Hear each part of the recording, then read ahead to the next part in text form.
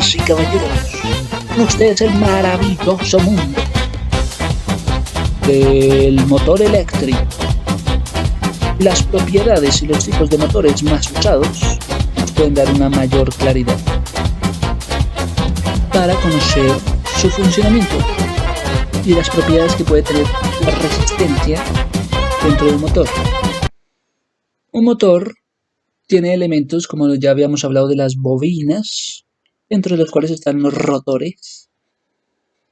Entonces los rotores van a también ejercer ese movimiento sobre el estator. El estator es como ese imán que permanece, como un imán que permanece con un campo magnético. Entonces la relación entre lo estático y el movimiento va a estar siempre presente. Muy bien, hay una propiedad interesante, resistencia al calentamiento de un motor. Cuando el motor se encuentra equipado con esta resistencia al calentamiento, ¿qué puede pasar? Bueno, es que es para impedir la condensación del agua cuando está sin funcionamiento. Cuando el motor está sin funcionamiento, está impidiendo que se condense el agua. ¿Cómo va a ser esto? ¿Sí? Digamos, hay unos pasos esenciales. Debe estar conectar, energizar, después desconectar el motor y desenergizar. O sea, usted está conectando el motor, lo está energizando. Está desconectando el motor, lo está desenergizando. Es eso. Un motor funciona suavemente. Bueno, hay que observar entonces cómo está funcionando. Hay que observar la conexión y la red eléctrica. Hay que observar los conectores de la electricidad. Hay que mirar la ventilación del motor, si está bien o no. Hay que observar el giro de un motor, si es unidireccional o no. El sentido de la rotación del giro, ¿cuál es?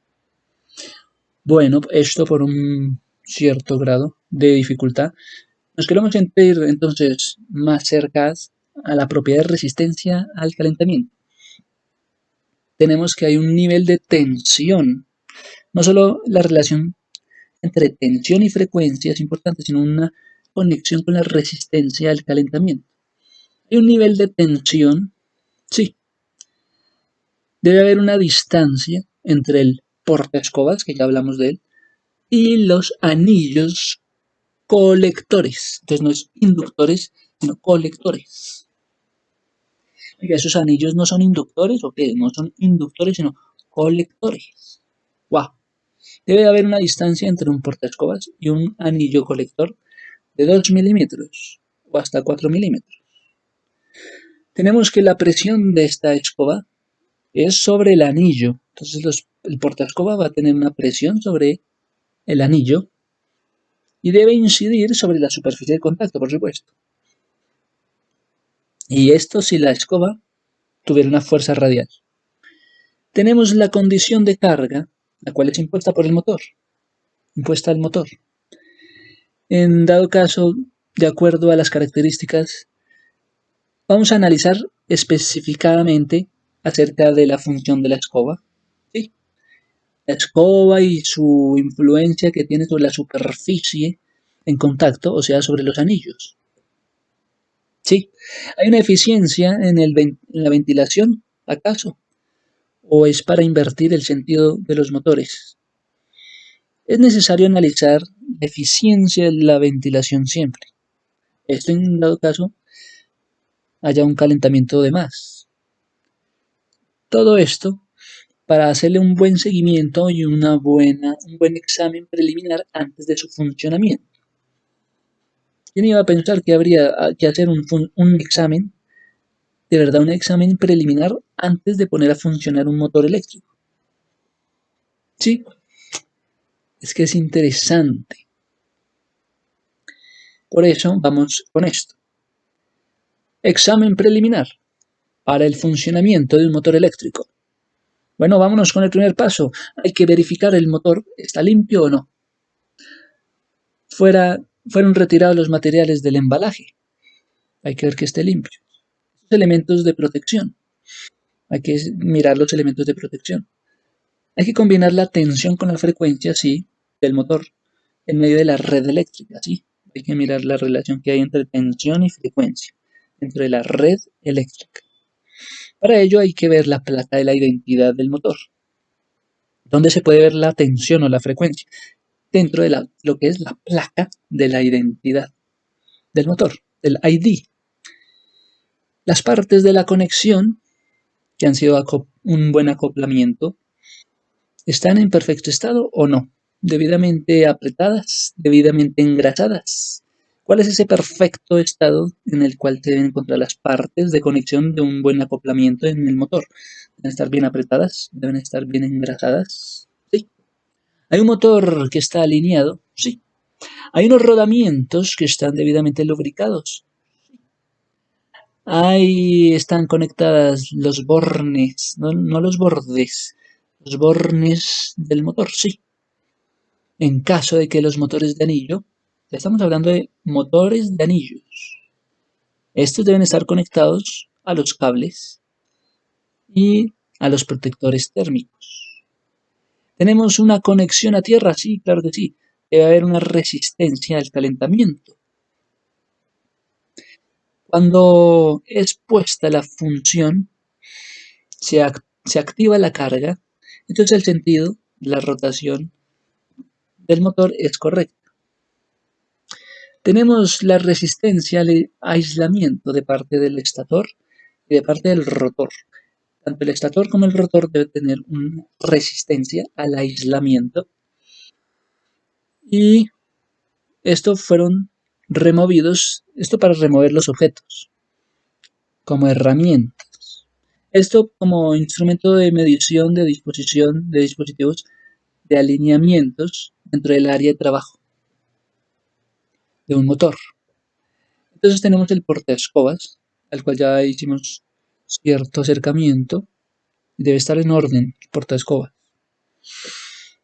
Escobas correctamente asentadas. Tenemos los tornillos del motor debidamente apretados. Sí. Tenemos que el motor debe sonar suavemente, sin ruidos extraños. Sí. Esto es lo que vemos siempre. El motor funciona suavemente. Hay que observar entonces la conexión con la red eléctrica. Hay que observar entonces los conectores que tiene. Hay que ver que la ventilación del motor esté bien. Hay que observar los sentidos del giro de las manecillas para el motor unidireccional. Sí, también. Tenemos motores de anillos, motores de rotor, motores síncronos o también llamados de inducción. Tenemos motores asíncronos y motores síncronos. Y qué bueno sería entonces llegar a este punto de conocer estos tipos de motores. Si van a hablar de un motor de anillos, hay que hablar de los anillos previamente para entender el motor de anillos. Sí, hay un motor inclusive de jaula de ardillas, para que ustedes se hagan la imagen de una jaula de ardillas. ¿Cómo puede ser la forma de una jaula de ardillas? Tenemos tipos de motores con ustedes. Tenemos motores y tipos de motores muy interesantes. Motores asíncronos, que son los motores de inducción, motores síncronos, en el que lo que ocurre es que hay una rotación en el eje. Están siendo sincronizados con una frecuencia de corriente de alimentación. Los motores síncronos, bueno, hay una rotación en el eje, ¿no? En los síncronos. Y están sincronizados con una frecuencia de corrientes que son alimentadas. Esto, dentro de un periodo de rotación, es igual a un número entero de ciclos. Ah, bueno. Algo más es que hay anillos. Hay anillos importantes llamados colectores. No inductores, sino colectores. Wow, un colector eléctrico. Entonces me vas a hablar de anillos, pero resulta que me vas a hablar de colectores. Bueno, los colectores eléctricos consisten en una corona circular, por eso se le llama anillos. Es una corona circular en el cual se conduce conductiva a un eje, conducen a un eje. Entonces los colectores o anillos conducen hacia un eje y también ayudan a aislar los demás elementos. Hay una conexión eléctrica, mejor dicho, gracias a esos anillos ocurren conexiones eléctricas, gracias a unos anillos. Wow, es un elemento casi que simbólico con esos anillos. Genera entonces, por una parte, es una corona que conduce electricidad hacia un eje y al mismo tiempo ayuda a aislarse de los demás elementos. Qué bueno. Un colector no es lo mismo que un transformador rotativo, porque hay situaciones de alta velocidad, porque hay situaciones de baja fricción. Entonces tenemos que los anillos son llamados colectores, pero que ayudan a conducir electricidad hacia un eje y al mismo tiempo ayudan a aislar los elementos. Pero resulta que el anillo colector no es lo mismo que un transformador rotativo, porque creen que es rotativo. En situaciones de alta velocidad, en situaciones de baja fricción. Eso por una parte. Tenemos los anillos colectores, que ya habíamos dicho, colectores, también ayudan a transferir señales de potencia eléctrica. Los anillos los anillos colectores eléctricos ayudan a transferir señales ¿de qué? De potencia eléctrica, de estructuras fijas a una estructura móvil. Como así que un motor, una parte es un rotor como una bobina movible, y otra parte es como el estator, como un imán, que es que el campo magnético es como un imán que permanece, gracias a los anillos colectores, que ayudan a transferir señales con esa potencia eléctrica, ¿sí? Dentro de una estructura. ¿Y cuál es la estructura? Una estructura fija pasa a una estructura móvil. Y esto permite una rotación continua, oye. Y ayuda también a evitar conductores eléctricos que generan forzamientos o generan una torsión mecánica, debido a forzamientos o forzados. Podemos entonces acercarnos a lo que es entonces el motor de anillos. El motor de anillos, bueno, un anillo ya sabemos que es como un nuevo conductor, un nuevo amigo, sobre la cual se apoyan. Bueno, hay otros elementos llamados las escobillas, que permiten el paso de corriente entre una parte giratoria y una parte fija en un circuito. Esto por contactos deslizantes. Esto por contacto de diferencia de velocidades que generan una buena carga. Tenemos el motor como pieza importante. Entonces, tenemos el motor del rotor. El motor del rotor o el motor del bobinado, ¿qué hace? Posibilita un aumento de la resistencia, ayuda a la resistencia del motor del rotor bobinado, aumenta y posibilita que haya mayor resistencia. El rotor de la utilización ayuda a la resistencia externa. Está hablando de una resistencia externa variable. Oiga, ¿y cómo se llama esa resistencia que es externa? Le han puesto el reostato. Ustedes dentro de un motor de rotor bobinado, ¿qué van a hablar? Bueno, de una resistencia externa, a lo cual le han llamado el reostato. Esto ha sido conectado al circuito del rotor. Y tenemos que ha aumentado o se han conjugado partes de la corriente y funciona el motor de anillos de esta manera. Es que el motor del rotor tiene un sistema motorizado el cual levanta escobillas. Y esto ayuda al sistema a levantar escobillas y ayuda al sistema a levantar circuitos que tiene el rotor. Entonces cuando se levantan escobillas, también se levanta un circuito, se levantan circuitos que tienen el rotor. Y así funciona adecuadamente. El objetivo es que funcione. ¿Cuándo van a usar el motor de anillos rosantes? ¿Cuándo se va a usar el motor de anillos rosantes? Dime de una buena vez. ¿En qué situaciones? Van a usarlo en aplicaciones con cargas de alta inercia.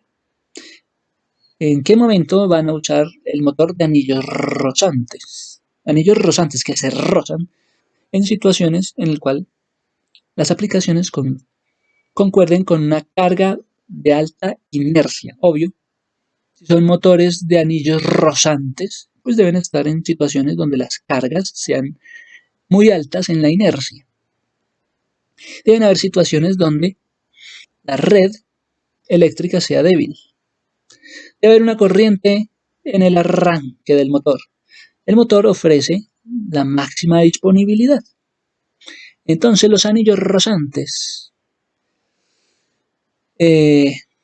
son de construcción modular, dicen, y tienen una alta gama de accesibilidad, de acceso. Tienen una disponibilidad de tipos de cubiertas, los anillos rozantes, tipos de cubiertas, y una refrigeración alternativa. Muy bien. Otro motor interesante. Entonces pasamos de lo que era el motor de anillos rozantes a lo que era el motor del rotor bobinado y aún nos falta llegar a un tipo de motor especial, el motor de jaula de ardilla. El motor de jaula de ardilla. ¿Cómo así que hay una ardilla dentro de una jaula? ¿Cómo así que le van a poner a un motor el motor de jaula de ardilla? Es la parte que rota. O sea, la parte que rota. Usted cuando mete a una ardilla en una jaula, ¿a qué la mete? A que corra dentro de un cilindro que da vueltas. Entonces van a comparar este motor al motor de jaula de ardilla. Sí, es que es como una parte cilíndrica y entonces la ardilla que hace correr dentro de esa parte cilíndrica es la parte que rota. Es el motor de inducción, muchachos. ¿Quién iba a pensar que un motor eléctrico se iba a inspirar en una ardilla corriendo en una jaula? El motor de inducción con ustedes. Motor de inducción o el motor llamado el asíncrono. Sí, se inspiró en una jaula de una ardilla y la ardilla corriendo y corra y corra. Y genera entonces esa inercia y esa raspada y ese contacto. Entonces, y esto sería de corriente alterna. Que sí hay un cilindro que ha sido montado sobre un eje. Entonces ya sabíamos a qué hacía alusión la ardilla corriendo en una jaula, a un cilindro montado en un eje. ¿Sí? Internamente contienen barras que han sido conductoras de corriente eléctrica. Longitudinalmente las barras tienen el material del aluminio o del cobre y además hay como unos surcos, ¿no? Unos caminitos, como esas partes importantes, esos caminitos, donde van a estar conectándose los extremos de los circuitos y los anillos forman ese circuito en sus extremos. Tenemos la base del rotor, otro elemento. La base del rotor está construido por láminas de hierro. Estos han sido en 3 capas apiladas, juntas. ¡Wow! Corrientes de electricidad que fluyen longitudinalmente por medio de los conductores. Fluyen. ¿Cómo va a ser que van a fluir? Y entonces van a reaccionar ¿con qué? Con el campo magnético. Las corrientes de electricidad fluyen por medio de conductores que fluyen electricidad y reaccionan ¿a qué? A un campo magnético. Y esto genera una fuerza. Y esto lo que genera no es tanto una inercia, no, una fuerza en el motor que actúa tangente al rotor y dando como resultado que el esfuerzo de torsión. Oiga, ¿cómo así estamos llegando a un resultado como si fuera el esfuerzo de torsión el resultado? Sí, es el resultado para la vuelta al eje, para darle ese seguimiento al eje. Ok, se llega entonces al esfuerzo de la torsión. Sí, así es. Entonces tenemos máquinas a las cuales se les ha llamado máquinas de inducción. De inducción. Ya.